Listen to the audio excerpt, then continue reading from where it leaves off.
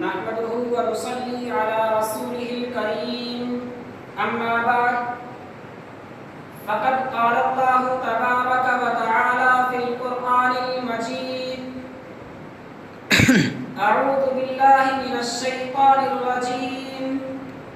بسم الله الرحمن الرحيم قل هو الله أحد الله الصمد لم يلد ولم يولد ولم يكن له كفوا أحد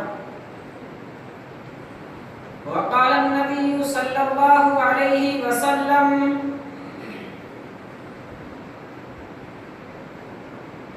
قولوا لا إله إلا الله تفلحوا أو كما قال عليه الصلاة والسلام.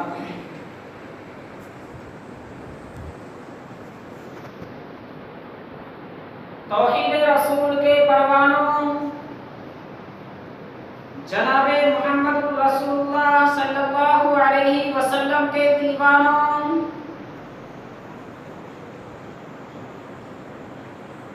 آج کی اس محفل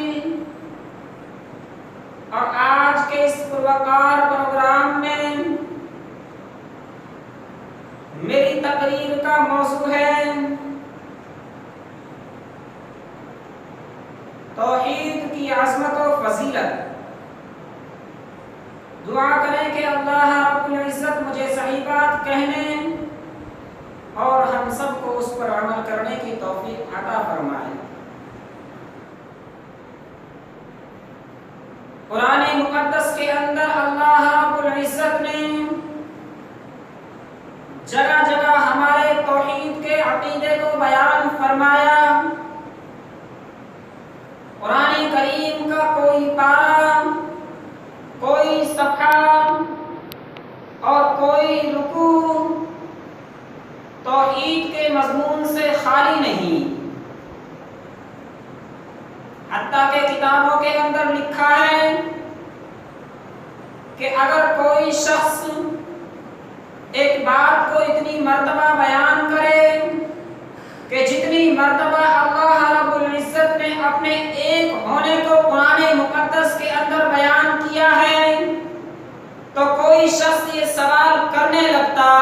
دوسرے شخص کے متعلق، اگر کوئی وہ اتنی مرتبہ اس بات کو بیان کرتا کہ شاید یہ دماغ سے پاگل ہے، شاید اس کی عقل خراب ہے. اور میں آپ کو بتاتا چلوں کہ کتابوں کے اندر لکھا ہے، ایک کتاب کے مصنف نے لکھا ہے کہ مجھ سے ایک شخص نے معلوم کیا کہ اللہ رب العزت نے توحید کے مضمون کو اتنی مرتبہ بیان کیا، اگر کوئی شخص اسی بات کو یا کوئی اور بات کو اتنی مرتبہ بیان کرتا تو اس پر دوسری طریقے سے کوئی شبہ ہونے لگتا. تو اس کتاب کے مصنف نے لکھا ہے کہ میں نے اس کا جواب دیا کہ آقا دو جہاں صلی اللہ علیہ وسلم نے فرمایا کہ اللہ رب العزت اپنے بندوں سے اتنی محبت کرتے ہیں کہ جتنی محبت ایک ماں اپنے بچے سے، اپنے لختے جگر سے اور اپنے پیارے سے کرتی ہے، اور بچہ اور ماں جس طریقے سے اپنے بچے کو ایک بات بار بار سمجھاتی ہے، اسی طریقے سے اللہ رب العزت اپنی امت سے، اپنی قوم کے، اپنی امت سے، اپنے بندوں سے اتنی ہی محبت کرتے ہیں کہ جتنی ماں اپنے بچے سے کرتی ہے. اور حدیثوں کے اندر آتا ہے کہ اللہ رب العزت ماں سے بھی زیادہ اپنے بندوں سے محبت کرتے ہیں. اس لیے اللہ رب العزت نے توحید کے مضمون کو قرآن مقدس کے ہر پارے، ہر صفحے اور ہر رکوع کے اندر بیان کیا. توحید کا مضمون تو ایک ایسا مضمون ہے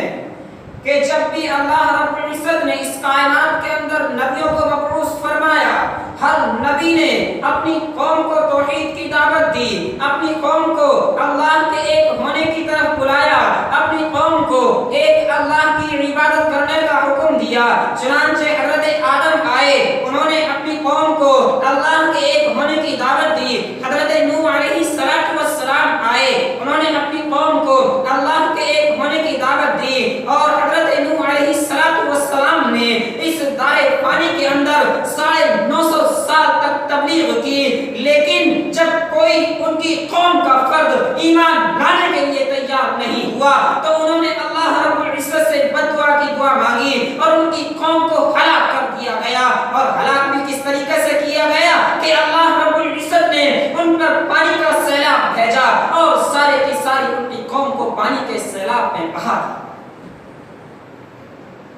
جو نبی آیا اس نے توحید کی دعوت دی۔